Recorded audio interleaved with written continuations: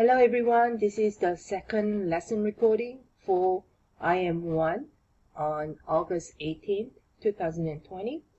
So we stopped at just discussing integer addition, subtraction, multiplication, division rules.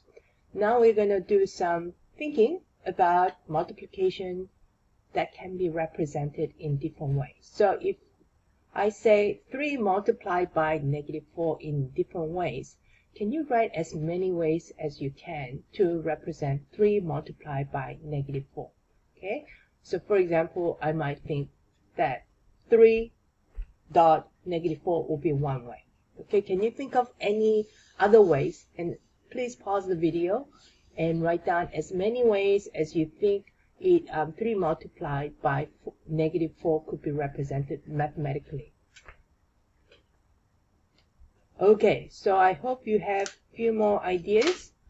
Let's see, what other ideas that you might have come up with? 3 times with the multiplication symbol, -4. That would be another way. 3 in parentheses, -4 will be another way. Okay, and 3 in parentheses and -4 in parentheses will be another way also. Okay, so in one way they are all correct.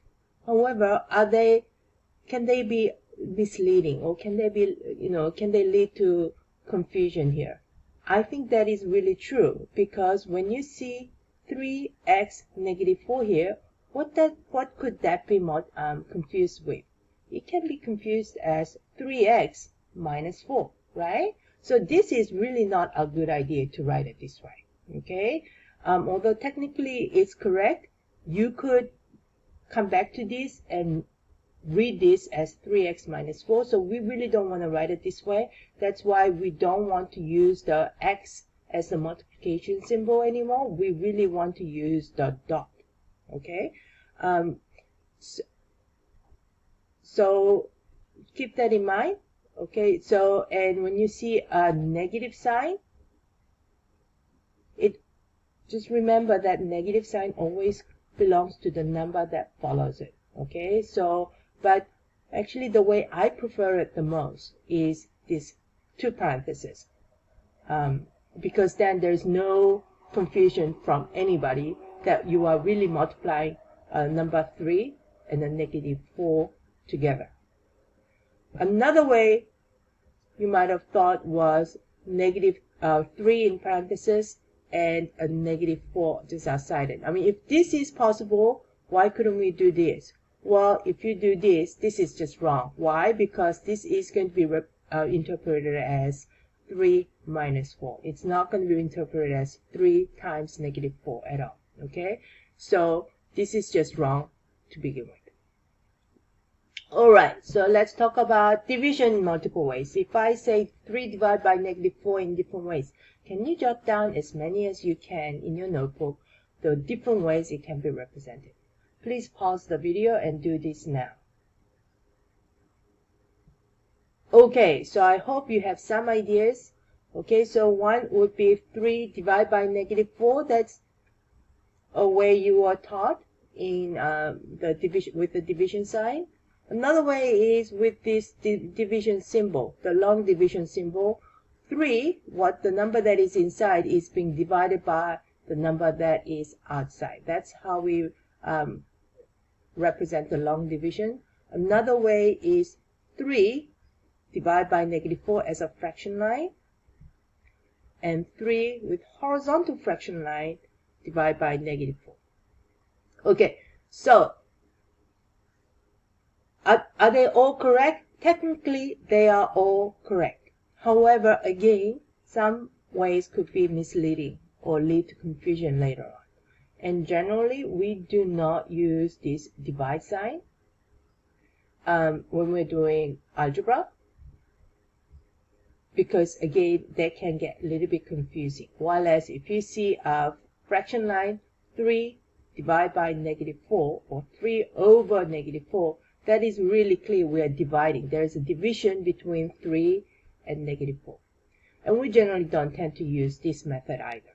Okay, -4 outside with this long division symbol and 3. We just don't use that in algebra. Something else that a lot of people do not realize is this diagonal fraction line. I would like you to avoid using diagonal fraction line as much as possible. Why? Because it's going to lead to confusion as to when you are multiplying 3 over negative 4, multiplying that by an x or some other variable. The way you write, if you write it with horizontal diagonal fraction line, is that if you're what you're multiplying it to could be confused as, am I multiplying it to the top number, the numerator, or the bottom number, the denominator? Okay, so make sure you do not use the diagonal fraction line as much as possible, please. Yes, you are going to see me use it sometimes. That is only because typing of division symbol is very difficult on slides and Google Docs and so on and so forth. But in general, you need to use horizontal fraction line. That is definitely the preferred way for you, and so that you do not get confused.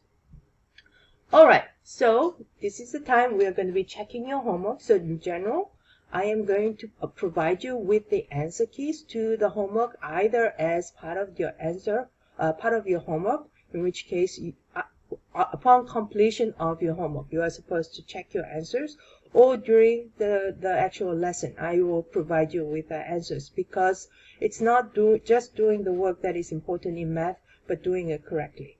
So I would like you to turn to the homework page that you got. I'm not talking about the Edpuzzle videos that you had to do. I'm talking about the worksheet that you had to do. The Khan Academy, so actually both the Edpuzzle and Khan Academy, I am just going to extend that, the deadline that was due yesterday, I'm going to extend it to Thursday night, just because I know that a lot of people are still trying to get the technology up and figuring things out. And there are a few students who still have not joined the class Khan Academy and Edpuzzle. If that is you, please, please, please get that done first so that you can get started with your learning that is necessary. Otherwise, you're not going to get credit for, even if you watch the Edpuzzle videos from the link, you're not going to get credit for it because I can't see that you've watched it. Or even if you do the Khan Academy work, I can't see that you've done it. So I can't give you credit for it. So make sure that you logged in to your Khan Academy and Edpuzzle account first. And the instructions are in the Canvas module, the very first module. All right. Checking answers, I would like you to get a red pen if you have one, or any other, colored pen. You could even use a highlighter that is clear or anything like that. But what I am actually going to ask you to do is give yourself a check mark if it's correct, and give yourself an X and write down the correct answers if your question is incorrect. Again, I am not going to dock you if your answers were incorrect, okay? Because it's really about going back. If it was incorrect, okay, are you going to go back and do it again? Okay, so seeing the X's, unless, all of them are wrong, maybe because you just didn't do it properly. If you're just trying to sort of make it look like you did it, but you didn't do it at all, you are not thinking, you're just keep giving me random numbers, you get 0 for that, because now that's sort of trying to mislead me into thinking that you did the homework, so you get 0 for it. So please, please, please don't do that, okay? And just do your best in solving this problem. And if it is wrong, give yourself an X, and you will not be docked for it. All right. So think about, okay, I'm going to give you the answers now. Here we go. These are the answers to the worksheet that you had. There were 24 problems. Again, if you just write down these answers and turn that in, you do not get credit for it. You will have to give me the whole, you need to write the problem as well as the answer. So for example, you should, for number 1, the question was -79 plus 4 is equal to -75, right? get the negative 75 from here. Again, in general, you need to start by rewriting the problem in its original form and then show any work. In this case, integer addition subtraction, I know some of you just do it in your head or do it. So I am not necessarily going to sort of dock you if you did not show any more work other than this. However, in general, other homework where work I mean, even I couldn't do it without showing work. I am going to dock you if you do not show work. Or in fact, I might not give you any credit whatsoever if you just write down the answers, because it's not making any sense to you what you've done, and it's certainly not making any sense to me what you've done. So please don't do that, okay? So make sure you correct your answers like this using a colored pencil. And then after you're done with that, you are going to submit it electronically, and we're going to practice this. And I know some of you have already uploaded it and turned it in. You're going to just turn it in again. And I'm going to be able to see the very last homework that you turned in, and I will just grade it from that. So again, I am going to be expecting you to see some check mark, correct and incorrect as well. So you're going to do it to Canvas. And I'm going to show you how to scan it as well. To do that, you're going to download two different apps on your phone. If you have a smartphone, you're going to be downloading two different things. The first one is Canvas, and it's the student version. So if you go to the App Store, you are going to be able, if you type in Canvas, you're going to be able to see the Canvas version. And when it asks you to for a school name, it's really important you write CUHSD. Don't put down Prospect High, because it does not have Prospect High in its database, but CUHSD it does have, okay? And then another app you're going to download is Cam Scanner. And so we're going to watch a short video that's relatively old. It's a little bit outdated, and I am going to ask you to do that after this video is over, but let me just give you all the instructions. And any work should be uploaded as submitted as PDF. And where are you going to be uploading? It's going to be in module week 1, okay? Week 1 module, and it's called Unit 1 Day 1 homework. Just remember that, because you're going to need this, okay? So I am going to allow you to watch the video. Okay, so the video that you're going to be watching looks like this. It takes 3 minutes, so I'm going to put the link on the Canvas as well. Please watch it. It's going to be really helpful for you to do that. And I will continue with the lesson later on.